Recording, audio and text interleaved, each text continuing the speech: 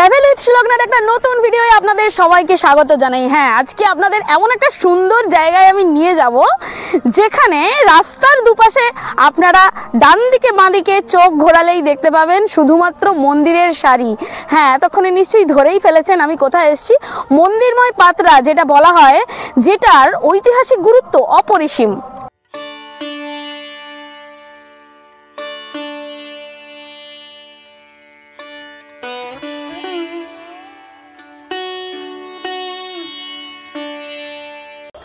আজকে ঠিক এখান থেকেই শুরু করছি আমাদের পাত্রার প্রথম যাত্রা।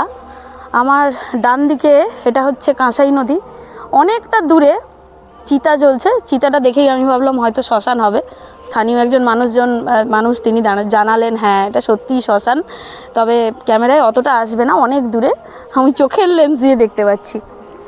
আর আমার ঠিক বাম দিকে এটা হচ্ছে একটা পুরনো কালী মন্দির, যেটার ভেতরে বিগ্রহ নেই, কিন্তু দেখুন সেই সুন্দর যে কারুকার্য, সেই কয়েক শত বছর আগেকার যে কারুকার্য সেটা কিন্তু এখানে রয়েছে। আর এটার ঠিক পাশেই একটা গর্ত মতো জায়গা রয়েছে, যেটাতে আমরা ধারণা করছি, সবাই এখানে যারা মানুষজন তারা ধারণা করছেন এটা সম্ভবত ওই হোমকুণ্ড টাইপের কিছু একটা হবে। মা কালীর যখন আরাধনা করা হতো তখন এইখানটাতে হোম করা হতো। এই মন্দিরটিকে অনেকে আবার ধর্মরাজের মন্দির বলেও দাবি করেন, কিন্তু সেক্ষেত্রে এই গর্ত মতো জায়গাটাতে কি হতো সেই বিশ্লেষণ পাওয়া যায় না। যেহেতু স্থানীয় দু একজন বললেন যে এটা কালী মন্দির, তাই আমি আর বেশি কথা বাড়ালাম না। কিন্তু হ্যাঁ, পড়াশোনা করে দেখলাম এটা কালী মন্দির নয়, এটা ধর্মরাজেরই মন্দির। উঁচু বাঁধের রাস্তা থেকে নেমে এসে ধান জমির আলপথ ধরে পৌঁছে যাওয়া যাবে এই মন্দিরে। পঞ্চরত্ন বিশিষ্ট এই মন্দিরটি হচ্ছে দক্ষিণমুখী। এই মন্দিরটি ত্রিখিলান বিশিষ্ট। এককালে মন্দিরে টেরাকোটার ফলক থাকলেও বর্তমানে অবশ্য তার কোনো চিহ্ন নেই।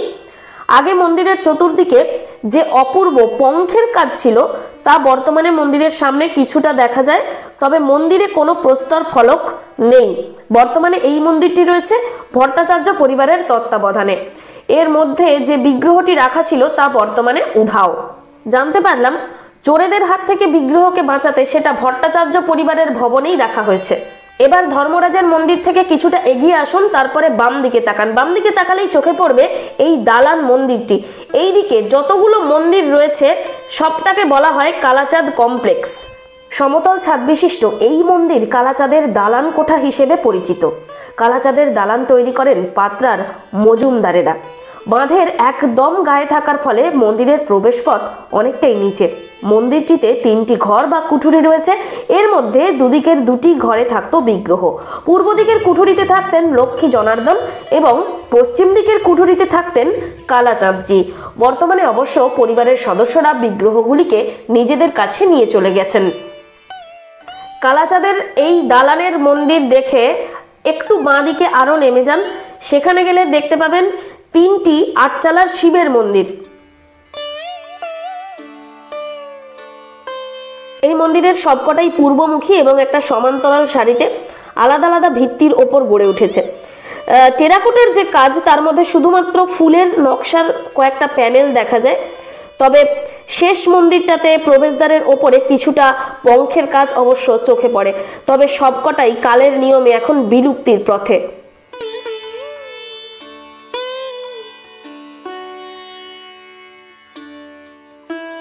যেহেতু এলাকাটায় এই মন্দিরগুলো দীর্ঘদিন ধরে প্রায় ধ্বংসাবশেষ হয়ে পড়ে আছে, তাই এখানে কিন্তু যাওয়াটা খুবই বিপজ্জনক। এবং সাপের আক্রমণ থেকে বাঁচার জন্য ASI এর তরফ থেকে বিভিন্ন পোস্টারও কিন্তু এখানে রয়েছে। তাই আমার অনুরোধ, যদি কেউ এখানে বেড়াতে যান তাহলে অবশ্যই সেই দিকটাতে নজর রাখবেন। সূক্ষ্ম সূক্ষ্ম এই টেরাকোটার কাজগুলো দেখেই বোঝা যাচ্ছে বহু যত্ন করে এই মন্দিরগুলো বানানো হয়েছিল। একসময় নিত্য পুজো হতো, কিন্তু এখন আর কিছুই হয় না, কারণ কাকেই বা পুজো করা হবে, বিগ্রহই তো নেই। স্থানীয়দের কাছ থেকে শুনলাম চোরের উপদ্রবে বেশিরভাগ মন্দিরের ভেতর থেকে বিগ্রহ উধাও হয়ে গিয়েছে। যাই হোক, এরপরে আমরা দেখলাম একটা দুর্গা মণ্ডপ। পাত্রার মজুমদাররা এই দুর্গা মণ্ডপ তৈরি করেছিলেন।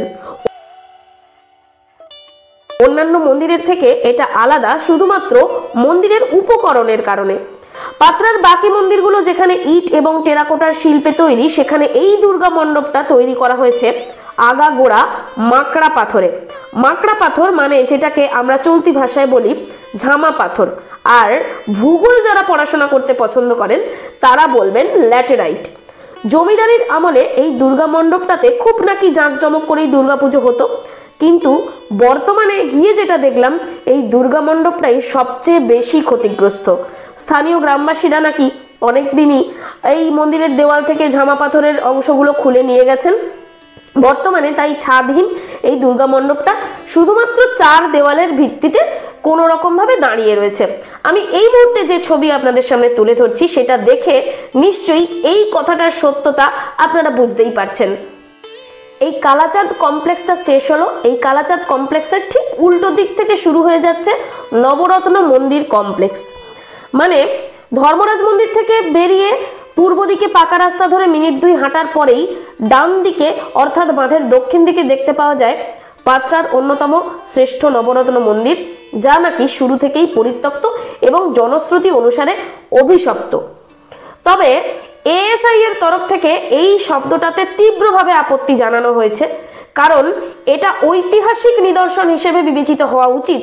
সেক্ষেত্রে অনেকেই অভিশপ্ত বলে যে গুজব ছড়াচ্ছেন তা সম্পূর্ণভাবে অমূলক বলে দাবি করা হয়েছে। আসলে জনশ্রুতি রয়েছে যে মজুমদার পরিবারের কোনো এক জমিদার তার বৃদ্ধা মাকে ঘরবন্দি করে রেখে তার সাধের নবরত্ন মন্দির নির্মাণে মনোনিবেশ করেন। অসুস্থ মাকে সুস্থ করার পরিবর্তে তিনি মন্দির তৈরিতে মন দেন। মন্দিরের কাজ সম্পন্ন হলে মন্দির প্রতিষ্ঠার ঠিক আগের দিন মন্দিরের চূড়ায় বাজ পড়ে, আর সেই থেকেই নাকি মন্দিরটা অভিশপ্ত।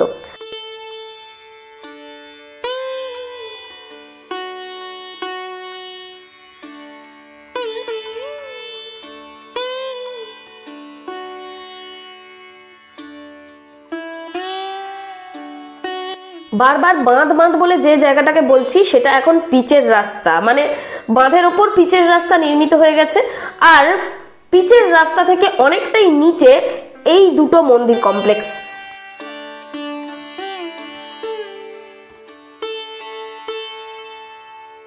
গ্রামের রাস্তা ধরে উত্তর দিকে কিছুটা যাওয়ার পর ডান দিকে অর্থাৎ ঠিক পূর্ব দিকটাতে দেখতে পাওয়া যাবে একটা সংকীর্ণ গ্রাম্য মেঠো পথ, গ্রামের একদম ভেতরে ঢুকে গেছে।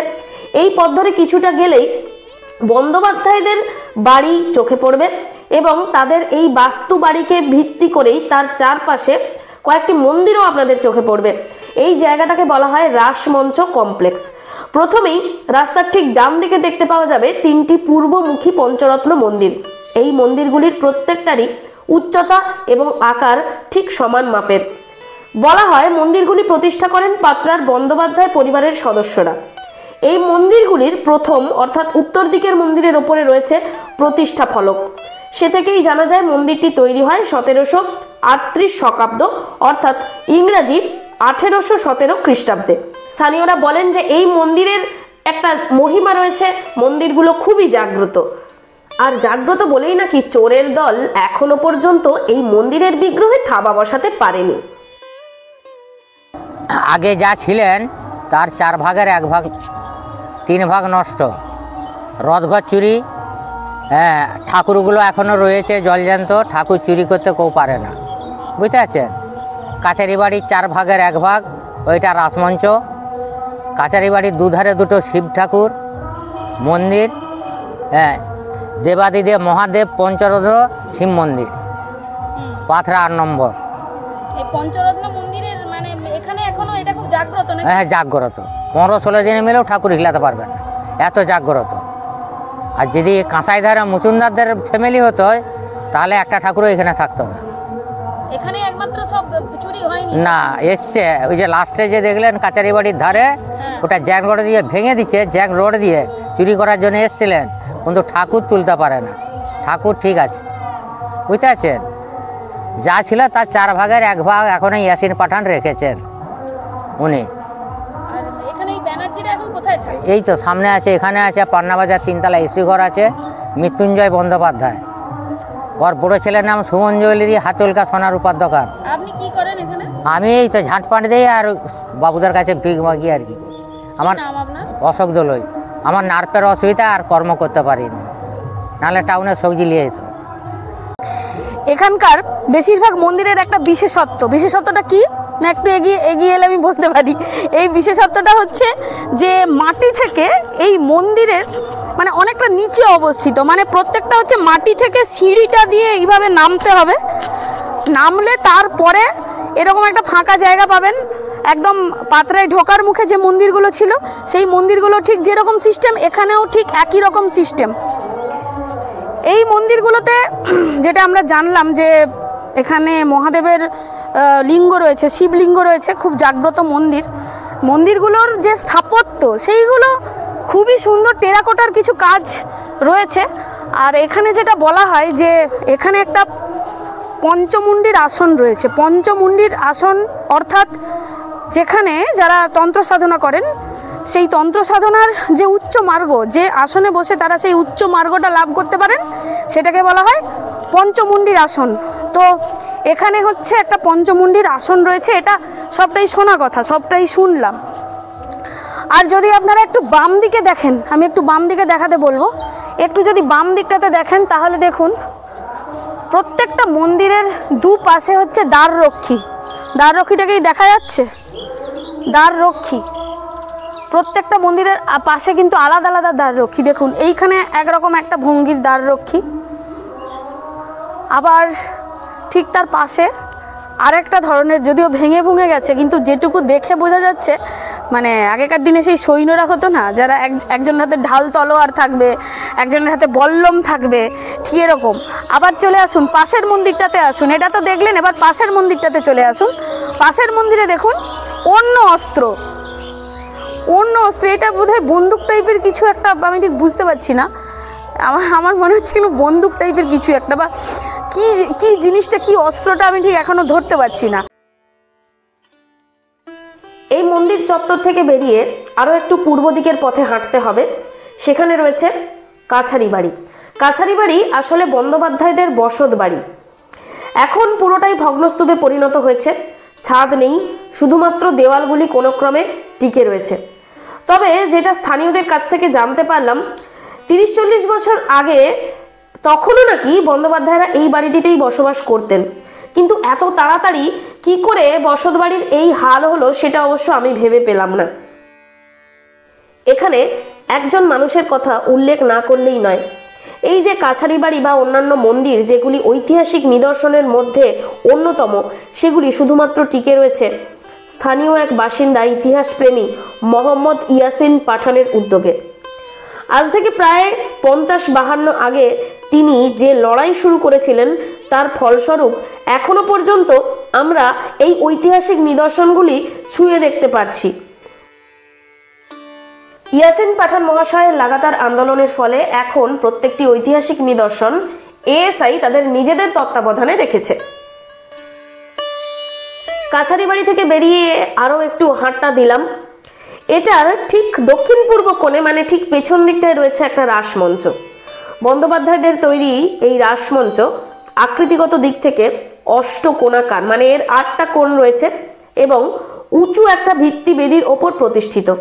এখানে লক্ষ্য করলে দেখা যায় রাস মন্দির হোক বা অন্য কোনো মন্দির, সবটাই কিন্তু মাটি থেকে একটু নিচের দিকে। রাস মন্দিরটা প্রতিষ্ঠা করেন যাদবেন্দ্র বন্দ্যোপাধ্যায়, যেটার সময়কাল দাবি করা হচ্ছে 1754 শকাব্দ, অর্থাৎ ইংরেজিতে 1832 খ্রিস্টাব্দে। রাসমঞ্চের প্রতিটি প্রবেশপথের দুপাশে রয়েছে দুটি দ্বারপালিকার মূর্তি, তবে বর্তমানে মূর্তিগুলোর অবস্থা দেখতেই পাচ্ছেন খুবই শোচনীয়।